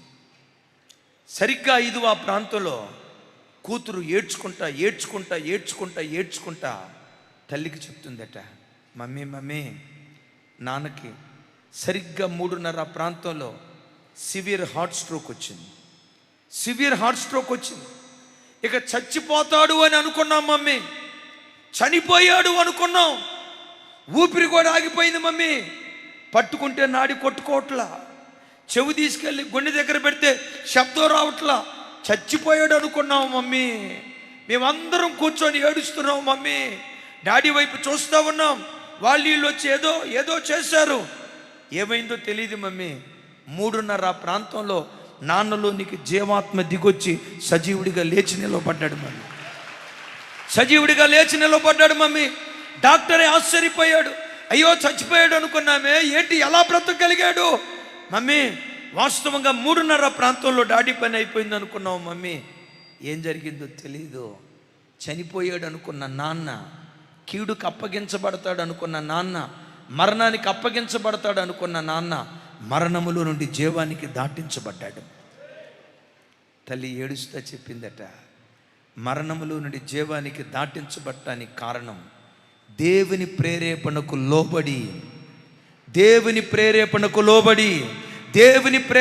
లోబడి నిద్ర చంపుకొని దేవుని సన్నిధిలో మోకరించేనే లోబడిన మనస్తత్వమే మరణంలో ఉన్న నాన్నకు జీవాన్ని పోసింది. తమ్ముడు, ఒకసారి చూడండి, మిమ్మల్ని ఈరోజు దేని కొరకు ప్రేరేపిస్తున్నాడో? సిగరెట్ల అలవాటు ఉందా? విడిచిపెట్టమని దేవుడు ప్రేరేపిస్తున్నాడు. మంద అలవాటు ఉందా? విడిచిపెట్టమని దేవుడు ప్రేరేపిస్తున్నాడు. దేవునికి అయిష్టమైన కార్యాలు ఏవైనా మీ జీవితంలో ఉన్నాయా, విడిచిపెట్టమని దేవుడు ప్రేరేపిస్తున్నాడు. నేనంట, దేవుడు నీతో మాట్లాడినప్పుడే నువ్వు మారావా, నీ చెయ్యి పట్టుకొని జయోత్సవంతో దేవుడు ఊరేగిస్తాడు. నేను ఎప్పుడు చెప్తా కదా, దేవుడు మాట్లాడినప్పుడు మారకుండా నీకు బుద్ధి పుట్టినప్పుడు మారేవనుకో, ఏం జరిగిద్దో చెప్తా. ట్రైన్ వస్తుంది, మనోడు ఎక్కడ చోటు లేనట్లుగా ప్లాట్ఫామ్ మీదే నిలవబడ్డాడు. ఆ ట్రైన్ డ్రైవర్ ఈ మనిషిని చూసి హార్న్ కొడతాడు. నా వైపు చూసి సమాధానం చెప్పండి. ట్రైన్ హార్న్ ఎట్టుంటుంది? మన లారీ హార్న్ లాగా ఉంటుందా? టూ వీలర్ హార్న్ లాగా పొయ్యం పొయ్యం అన్నట్టు ఉంటుందా? ఆటో హార్న్ లాగా ఉంటుందా? ట్రైన్ హార్న్ కొడితే గజ ఏనుగు కేకేస్తే ఏ శబ్దం వస్తుందో ఆ రేంజ్లో ఉంటుంది శబ్దం. ఆ ట్రైన్ శబ్దం హార్న్ కొడుతున్నాడు డ్రైవర్. ఆ పట్టాల మీద నిలవబడ్డవాడు చూసి ఆ హార్న్ విని, హార్న్ కొట్టింది ఇప్పుడేగా, ఏమంత తొందర ఏమైంది, ఒక అర్ధగంట తర్వాత తొలుగుదాంలే అని అక్కడే నిలవబడ్డాడు అనుకో, ఆ తర్వాత తొలగటానికి వాడు ఉండడు. ఎందుకు చెప్పండి? ఎప్పుడు తొలగాలి? హార్న్ కొట్టినప్పుడే తొలగాలి. పరుగు పందెంలో పరిగెత్తడానికి సిద్ధంగా ఉంటారు 10 మంది అథ్లెట్స్.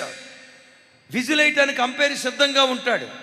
అంపైర్ విజిలేసాడు, విజిలేసిన వెంటనే ఎవడు పరిగెత్తుతాడో వాడు విజేత అవుతాడు. అట్లా కాకుండా విజిలేసింది ఇప్పుడేగా, ఒక 5 నిమిషాల తర్వాత పరిగెత్తుదాంలే, తొందర ఏం వచ్చింది అని ఆగేవనుకో, ఆ తర్వాత నువ్వు పరిగెత్తడానికి ట్రాక్ మీద ఎవరు ఉండరు. ఎప్పుడు పరిగెత్తాలి? విజిల్ వేసినప్పుడే పరిగెత్తాలి. ఎప్పుడు తొలగిపోవాలి? హార్న్ కొట్టినప్పుడే తొలగిపోవాలి. నీవెప్పుడు మారాలి? నీతో ఈరోజు దేవుడు మాట్లాడుతూ ఉండగానే దేవుని మాటకు లోబడి నీ మనస్సు మార్చుకున్నావా? 2026 విజయోత్సవంతో ఊరేగించబడిన సంవత్సరంగా దేవుడు చేయబోతూ ఉన్నాడు. చప్పట్లు కొడుతూ దేవునికి స్తోత్రాలు చెప్దాం. Cyrus, C stands for commission. తమ్ముడు, ఓ కమిషన్ని దేవుడు నీ మీద నియమించాడు. ఆయన బాధ్యత నెరవేర్చుదుం గాక. గట్టిగా చెప్దాం amen. Y stands for yield. ఆయన మాటకు, ఆయన వాక్యానికి మనం లోబడుదుము గాక. మూడవది R. R stands for righteousness. Righteousness. కోరేషు అన్యుడే, కానీ విచిత్రం ఏంటో తెలుసా? నోటి మాటలతో చెప్పలేనంత నీతిమంతత్వం కోరేషులో ఉంది. చూడండి, కోరేషు గురించి రాయబడిన మాట భలే అద్భుతమైన మాట. చూడండి, యెషయా గ్రంథం 41వ అధ్యాయం 2వ వచనం. నాతో కలిసి, తన ప్రవర్తన అంతటిలో నీతిని జరిగించు వానిని తూర్పు నుండి రేపి పిలిచిన వాడెవడు?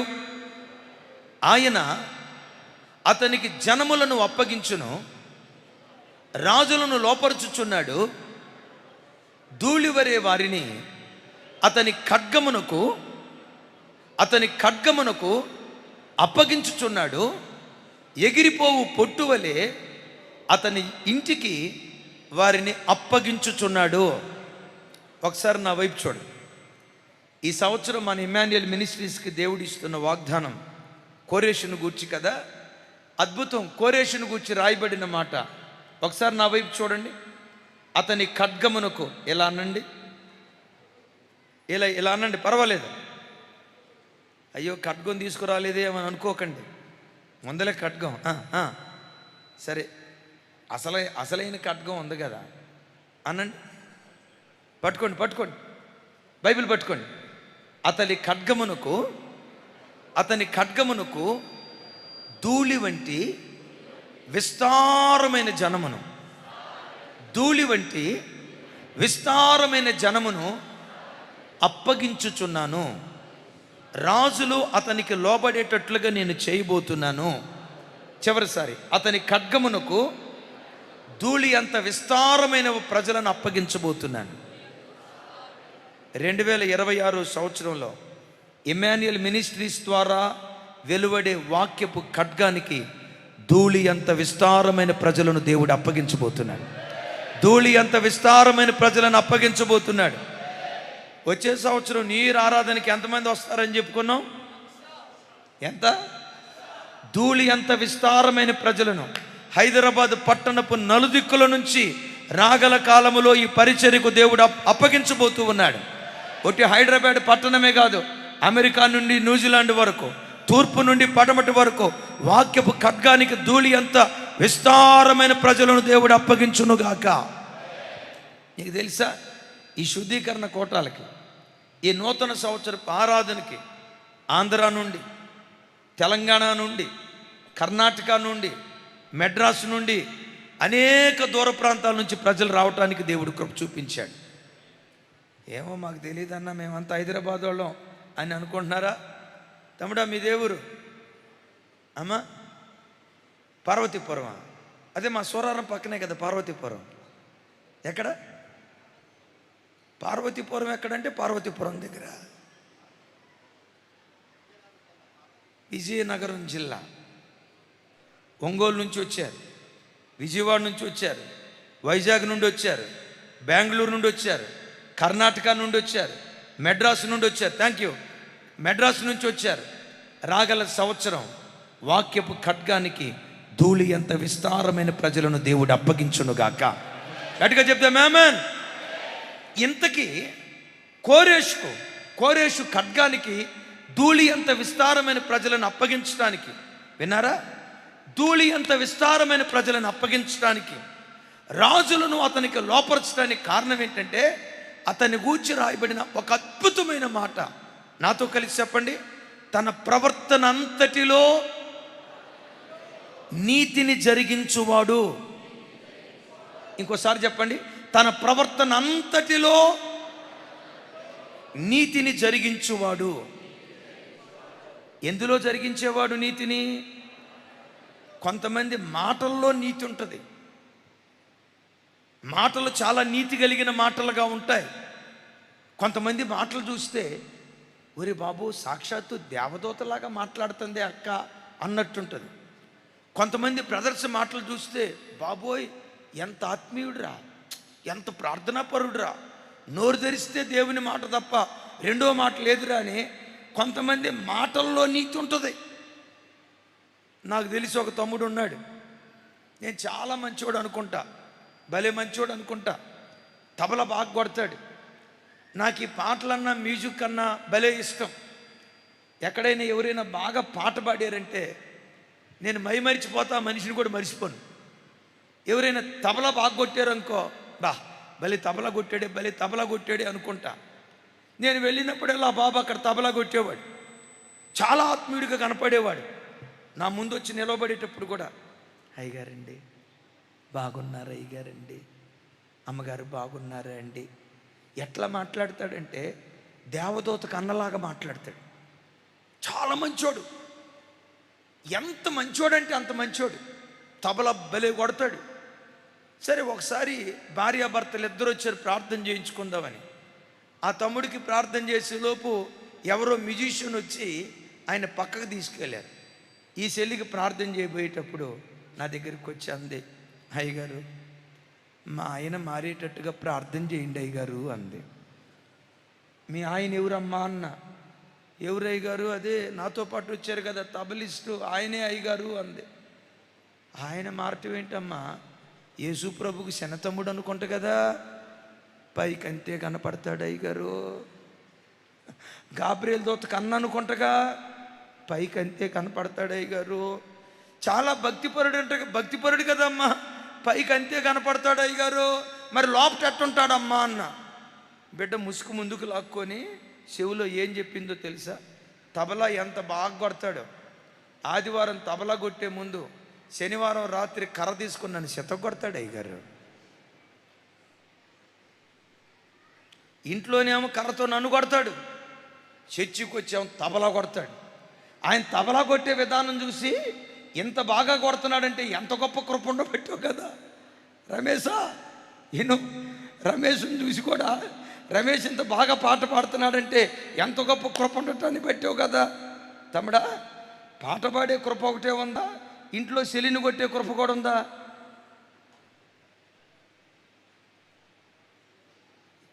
ఏమిరా తమ్ముడా నిన్నే అడిగేది, మొహం రంగులు మారుతుంది. కొట్టేవాడు కాదు మావాడు ప్రేమను పెంచేవాడు. ఆమెన్. గట్టిగా చెప్తాం ఆమెన్. అంటే కొంతమంది మాటలు చాలా బాగుంటాయి.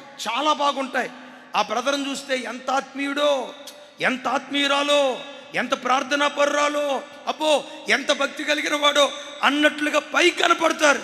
నేనంటా బిడ్డలారా, నీ పై రూపం కంటే అంతరంగం మరి శ్రేష్టంగా ఉండునుగాక. నీ మాటల్లో నీతిమంతత్వం కాదు, నీ నడవడికలో నీతిమంతత్వం కాదు, నీ ప్రవర్తన అంతటిలో నీతిని కనపరిచే వ్యక్తిగా దేవుని సన్నిధిలో బ్రతకగలిగితే, నీతిపరులుగా బ్రతికే వ్యక్తులను నీతి స్వరూపుడైన దేవుడు పట్టుకొని విజయోత్సవంతో దేవుడు ఊరేగించడం ప్రారంభిస్తాడు. ఓ రోజు చూడండి, కొంతమంది బయటకు బాగా కనపడతారు. కోరేషుని గురించి ఏమని రాస్తుంది? తన ప్రవర్తన అంతటిలో, పెద్దగా చెప్పండి, నీతిని జరిగించువాడు. మాటల్లో నీతి మాట్లాడేవాడు మాత్రమే కాదు, పెద్దగా చెప్పండి, ప్రవర్తన అంతటిలో నీతిని జరిగించేవాడు. చెల్లి, నీ ప్రవర్తనలో నీతి కనబడునుగాక, నీ నడకలో నీతి కనబడునుగాక, నువ్వు వేసే ప్రతి అడుగులో నీతి కనబడునుగాక. నీతి కనబడిందా, నీతి స్వరూపుడైన దేవుడు నీ చెయ్యి పట్టుకొని 2026 సంవత్సరం అంతా విజయోత్సవంతో దేవుడు నిన్ను ఊరేగిస్తాడు. ఏమనుకోకండి, కొంతమంది అక్కోళ్ళు తెల్ల డ్రెస్ వేసుకొని అచ్చం దేవదూతల్లాగే కనపడతారు. చూసి అనుకుంటాం, మరీమ తల్లి కూడా అక్క ముందు బలాదూరేమో, గాబ్రియల్ దూత కూడా ఎందుకు నిలవబడదేమో అన్నట్లుగా చాలా భక్తిగా ఉంటారు. ఓ పెద్ద తల్లి వెంట్రుకలన్నీ తెల్లబడిపోయినాయి, పండు ముసలావిడ గడగడగడ ఉడుకుతూ వచ్చింది. ఆ తల్లి మాటలిని నేను ఎంత సంతోషపడ్డానంటే, దేవా ఎంత భక్తి కలిగి మాట్లాడుతుందో కదా. మాటకు ముందు రెఫరెన్సు, మాట చివర రెఫరెన్సు, మాట ముందు రెఫరెన్సు, మాట చివర రెఫరెన్సు. ఇంత ఆత్మీయంగా ఉంది ప్రభువా అని సంతోషంగా ఆ తల్లికి ప్రార్థన చేసిన తర్వాత తల్లి అలా పక్కకి వెళ్ళింది. కోడలు కొడుకున్నారు. ఆ కొడుకు వచ్చి చెప్తాడు, అయ్యగారు మా అమ్మ మాటలు బాగుంటాయి కానీ మా అమ్మ పనులు అస్సలు బాగా అయ్యగారు అన్నాడు.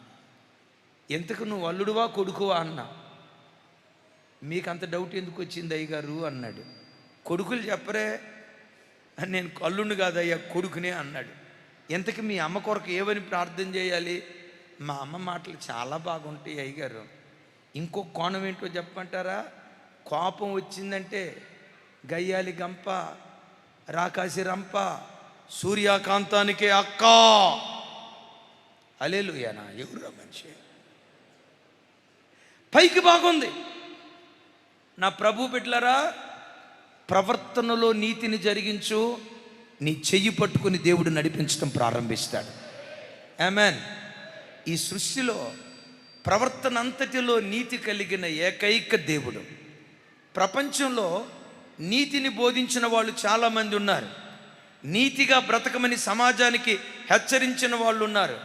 నీతిని బోధించారు కానీ నీతిగా బ్రతకలా. అదే తెలుగులో ఒక సామెత ఉంది, చెప్పేవి శ్రీరంగ నీతులు, ఆ తర్వాత ఇంకో మాట ఏదో ఉంది, అది అవసరం లేదు. చెప్పేవి శ్రీరంగ నీతులు అన్నట్లుగా నీతి మాటలు చాలామంది చెప్పారు కానీ నీతిగా బ్రతకలా. ఈ సృష్టి అంతటిలో నీతిని ప్రకటించి నీతిగా బ్రతికిన ఏకైక దేవుడు, పరమ కోరేషుగా పిలువబడుతున్న మన ఆరాధ్య దైవం ప్రభు అయిన యేసుక్రీస్తు వారు. ప్రవర్తనలో నీతిని కనపరచు, నీ కుడి చేతిని పట్టుకొని జయించిన సంవత్సరంగా ఈ సంవత్సరాన్ని కానుకగా దేవుడు మనకు అనుగ్రహించునుగాక. సైరస్, నేను ముగించబోతున్నాను. C stands for commission, right? Y stands for yield, R stands for righteousness. Next, U stands for utter dependence. ఇతడు రాజే దేవుని మీద ఆధారపడ్డవాడు.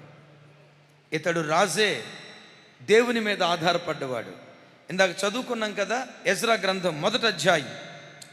ఇంకొక 5 నిమిషాల్లో నేను ముగించబోతున్నాను. అందరికీ ప్రేమ విందు ఏర్పాటు చేశాం. కడుపు నిండా భోజనం చేసి వెళ్ళండి. రైట్. నాతో కలిసి పారసీక దేశపు రాజైన కోరేషు ఆజ్ఞాపించినదేమనగా, స్వరమెత్తాలి. ఆకాశమందలి దేవుడైన యెహోవా లోకమందున్న సకల జనములను నా వశమున చేసి, అందరు నా వైపు చూడండి. సరే, స్క్రీన్ వైపు చూస్తే చూడండి. రైట్. తతిమా వాళ్ళు నా వైపు చూడండి. ఏమంటాడు? ఆకాశమందలి దేవుడైన యెహోవా లోకమందున్న సకల జనులను నా వశము చేసి. సకల జనులను కోరేషు వశం చేసింది ఏదట? కోరేషు ఖడ్గం కాదట, కోరేషు కత్తి కాదట, కోరేషు సైన్యం కాదట, కోరేషుతో పాటు ఉన్న సైన్యాధ్యక్షుడు కాదట. సమస్త జాతుల ప్రజలను కోరేషు వశము చేసిన వాడు దేవుడైన యెహోవా. అంటే అన్యుడే కానీ దేవుని మీద ఎంత ఆధారపడ్డాడు?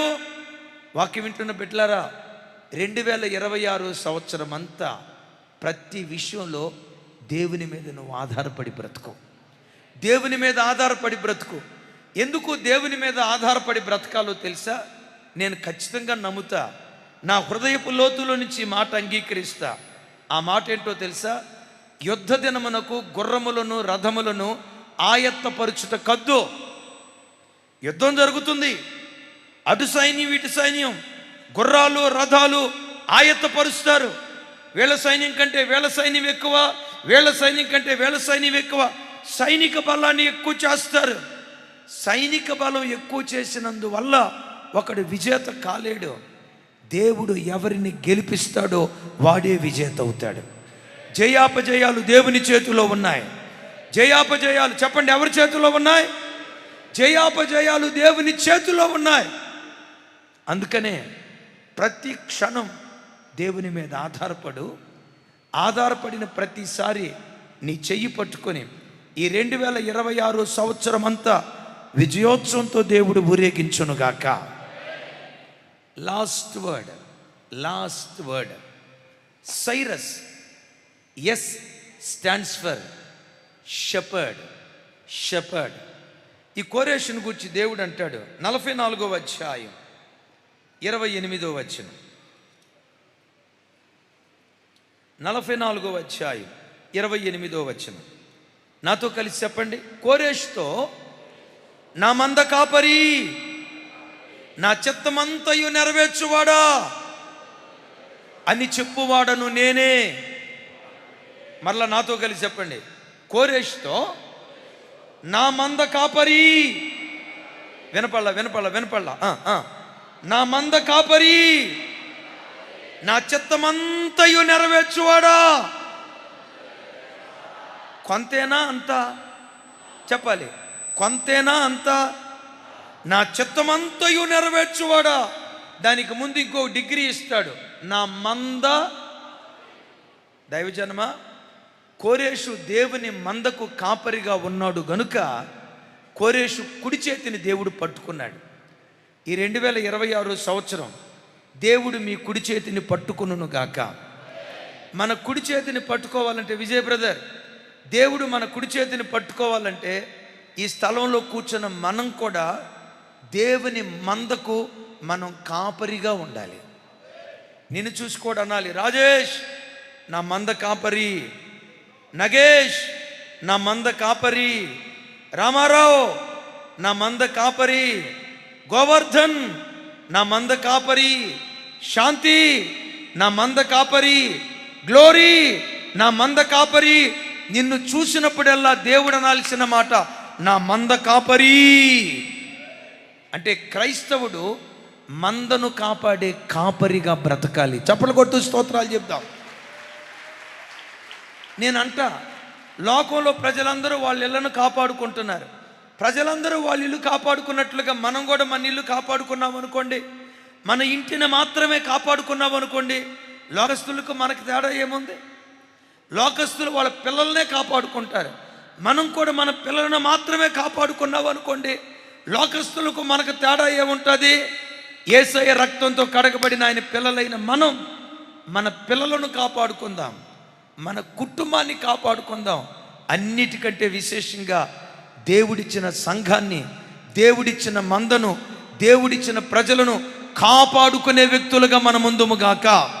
చప్పలు కొడుతూ స్తోత్రాలు చెప్దాం పెద్దగా పెద్దగా పెద్దగా. రైట్, నా వైపు చూడండి. మనం ఏ మందకు కాపరిగా ఉండాలి? దేవుని మందకు. దేవుని మంద ఏదో తెలుసా? దేవుడి మహాపట్నంలో మనల్ని ప్రేమించి, దేవుడి మహాపట్నంలో మనల్ని ప్రేమించి ఓ చక్కటి ఇమాన్యుయల్ మినిస్ట్రీస్ అనే గొర్రెల దొడ్డిని దేవుడు మనకిచ్చాడు. ఈ గొర్రెల దొడ్డిలో వేల కొలది ఆత్మలు, వేల కొలది గొర్రెలు ఉన్నాయి. అమ్మా, ఒక్కొక్క గొర్రె పట్ల బాధ్యత కలిగి, ఒక్కొక్క విశ్వాసి పట్ల బాధ్యత కలిగి, వారు ఆత్మలో స్థిరపడేటట్లుగా వాళ్ళ ఆత్మను కాసే కాపరిగా నువ్వు బ్రతకాలి. మందిరానికి వచ్చినప్పుడు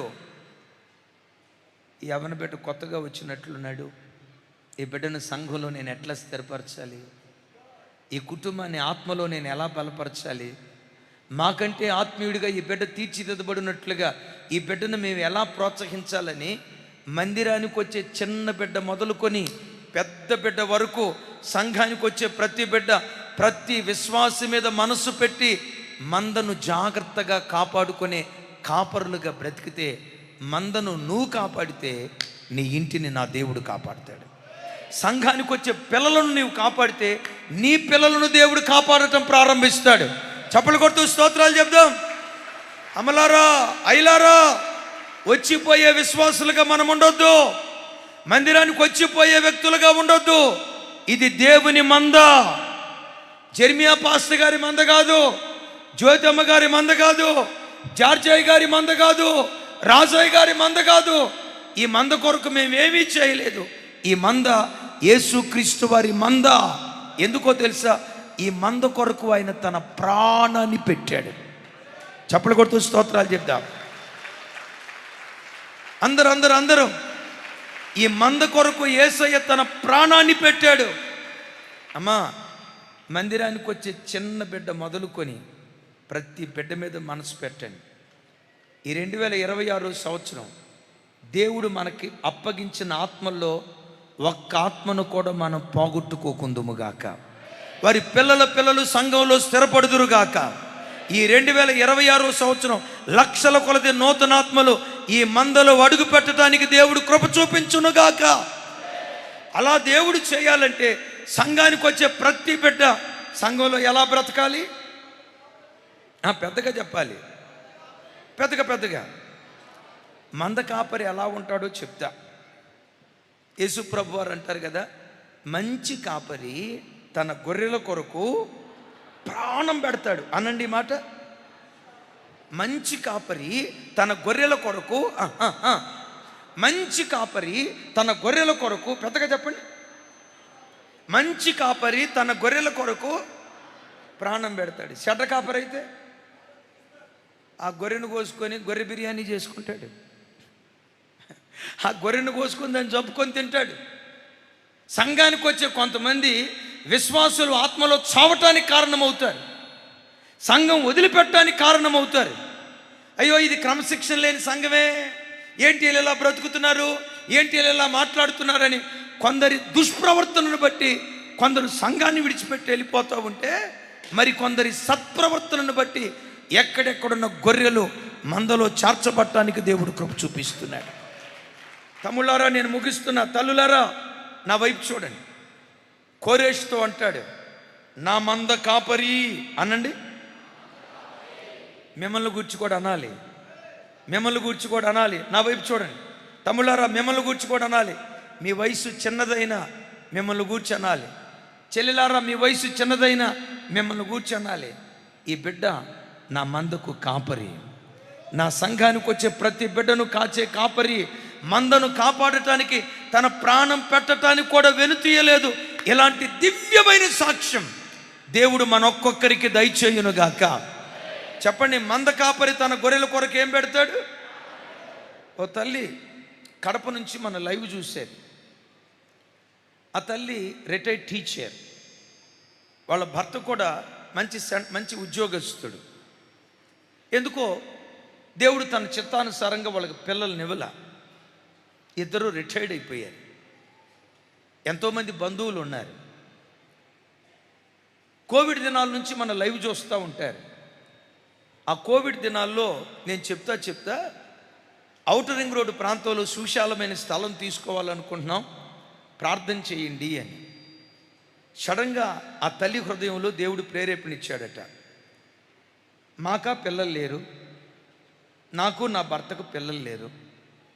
దేవుడు మాకు ఇచ్చిన ఆస్తి బంధువులకి ఇద్దాం, ఇవ్వగలిగింది. రక్త సంబంధికులకి ఇద్దాం, బంధు ధర్మాన్ని నెరవేరుద్దాం, రక్త సంబంధికుల ధర్మాన్ని నెరవేరుద్దాం. దానికి మించి దైవ ధర్మాన్ని నెరవేరుద్దాం. వాళ్ళకే వీళ్ళకి ఇచ్చి డబ్బు పాడు చేసుకునే కంటే మాకా ఎడిదిరికి పిల్లలు లేరు. మాకున్న బంగారంలో, మాకున్న ఆస్తిపాస్తుల్లో ఒక భాగం దేవుని సేవకి ఇస్తే బాగుండు కదా అని ఓ తల్లి గడిచిన 4 నెలల క్రితం ఒక తల్లి, తనకు పిల్లలు లేరు, భర్త ప్రభు దగ్గరికి వెళ్ళిపోయాడు, ఒంటరిగా మిగిలిపోయింది.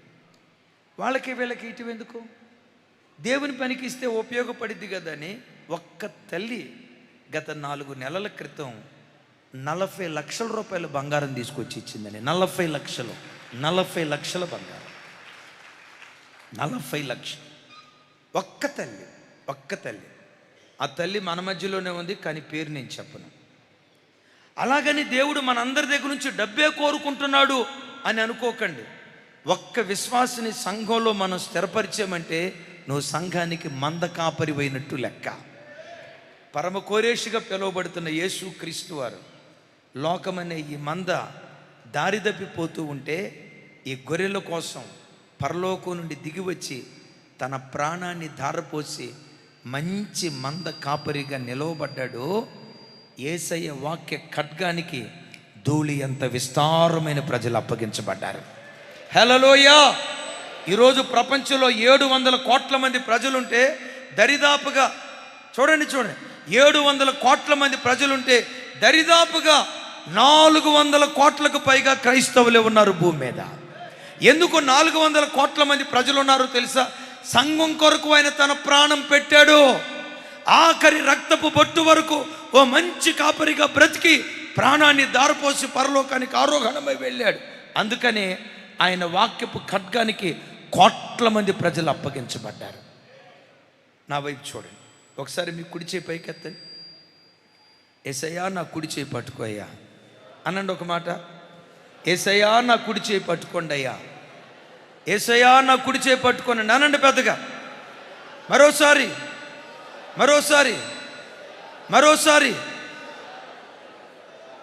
చూడండి. 2026 year of victory, victorious year. మీరు ఖచ్చితంగా ఈ సంవత్సరంలో సాక్ష్యం చెప్తారు. వ్యాపారంలో దేవుడు మమ్మల్ని గెలిపించాడన్నా, కుటుంబంలో మమ్మల్ని గెలిపించాడన్నా, ఆర్థికంగా మమ్మల్ని గెలిపించాడన్నా, ఆత్మీయంగా దేవుడు గెలిపించాడన్నా, ఎటు పోయినా జయోత్సవంతో ఊరేగించుచున్న దేవునికి స్తోత్రము కలుగును గాక.